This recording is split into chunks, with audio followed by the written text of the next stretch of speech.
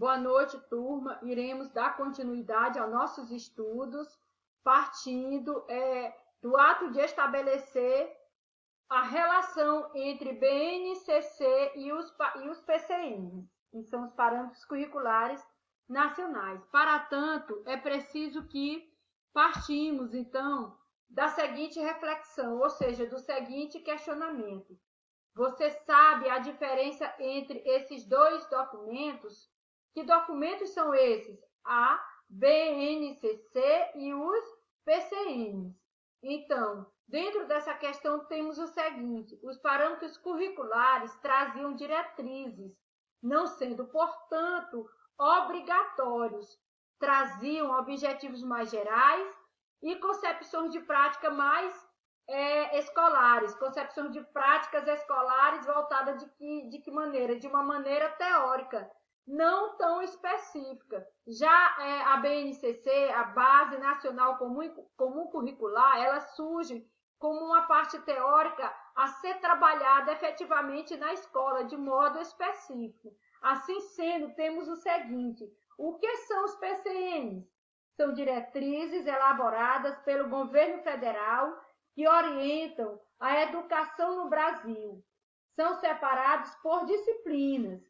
Os PCNs são um conjunto de textos, cada um sobre uma área de ensino, que serve para nortear a elaboração dos currículos escolares em todo o país. Os PCNs não constituem uma imposição de conteúdos a serem ministrados nas escolas, mas são propostas nas quais as secretarias e as unidades escolares poderão se basear para a elaboração, ou seja, para elaborar seus próprios planos de ensino. Então, trazem conceitos de como o professor pode estar colocando na prática todas as suas estratégias e metodologias de forma dinâmica. Então, os PCNs, eles surgem como uma ferramenta auxiliadora no trabalho do professor, né? Então, dentro desse quesito, nós podemos ainda dizer que os parâmetros curriculares estão divididos a fim de facilitar o trabalho da instituição, principalmente na elaboração dos projetos políticos pedagógicos. São seis áreas que apresentamos com relação à questão dos PCNs. Quais são essas áreas? As áreas de estudo voltado para a língua portuguesa, matemática, ciências naturais, história, geografia, arte e educação física. Vale a pena ressaltar ainda que os PCNs surgiram em 1997, trazendo diretrizes voltadas de primeiro ao quinto ano, ou seja, de primeira à quarta série. Em 1998, surgem, então, os PCNs que se voltam para a questão do ensino fundamental, de quinta a oitava série. Isso que agora mudou essa nomenclatura. Nós sabemos que o ensino fundamental, ele é justamente constituído em sua nomenclatura de primeiro ano ao nono ano, né? Mas no período em que surgiu os PCNs, ainda estava na questão de séries mesmo. Daí temos o seguinte: podemos então dizer que já a Base Nacional Comum Curricular, aprovada em 2017, traz de forma clara competências, não mais diretrizes, e sim competências por área de conhecimento, chegando a especificar objetivos de aprendizagem e habilidades mínimas para a disciplina para cada ano ou conjunto de anos, em alguns casos, que a escola, alunos precisam desenvolver. Portanto, quanto a esse mínimo, há teoricamente uma obrigatoriedade. Os alunos podem sair do ano ou série sabendo mais do que especificado na base, mas não menos.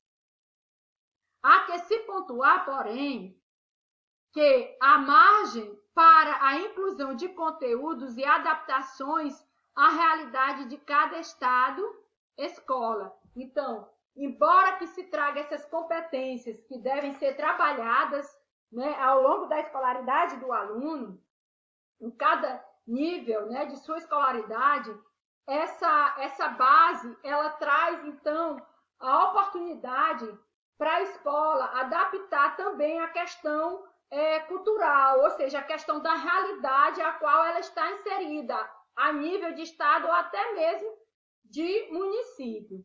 Assim sendo, temos então alguns conceitos a serem colocados aqui a respeito da BNCC. Então, o que seria a BNCC? Base Nacional Comum Curricular. Traz 10 competências gerais que devem ser desenvolvidas juntamente com os alunos ao longo da educação básica, tanto em escolas públicas quanto privadas. Para desenvolver essas competências, as escolas precisarão promover mudanças em seus currículos.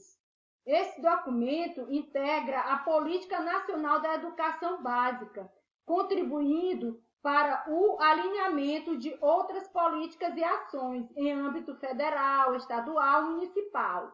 Ele se refere à formação de professores, à avaliação, à elaboração de materiais educacionais e aos critérios para a oferta de infraestrutura para o desenvolvimento da educação. Então, a BNCC ela surge como um documento que traz competências das quais devem ser trabalhadas na escola, respeitando também a questão da realidade a qual essa escola está inserida. Nesse sentido, é necessário frisar ainda que os parâmetros continuam valendo, sendo uma fonte a ser utilizada pelo professor, mas a base inovou ao fixar com clareza objetivos e habilidades mínimas.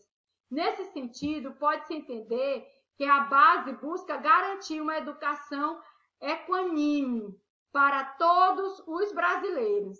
É importante frisar também que as diretrizes curriculares também são fontes de consulta obrigatória na hora da organização curricular.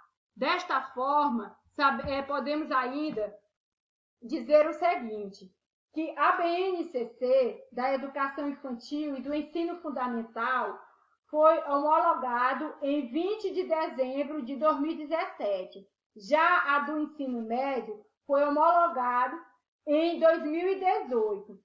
Escolas de educação infantil e ensino fundamental devem adequar seus currículos à BNCC até o início do ano letivo de 2020. Todos os currículos das escolas, como já foi colocado aqui, que se voltam para a questão da educação infantil e do ensino fundamental, devem justamente serem colocados em prática aqui até o ano letivo de 2020, ou seja, do corrente ano.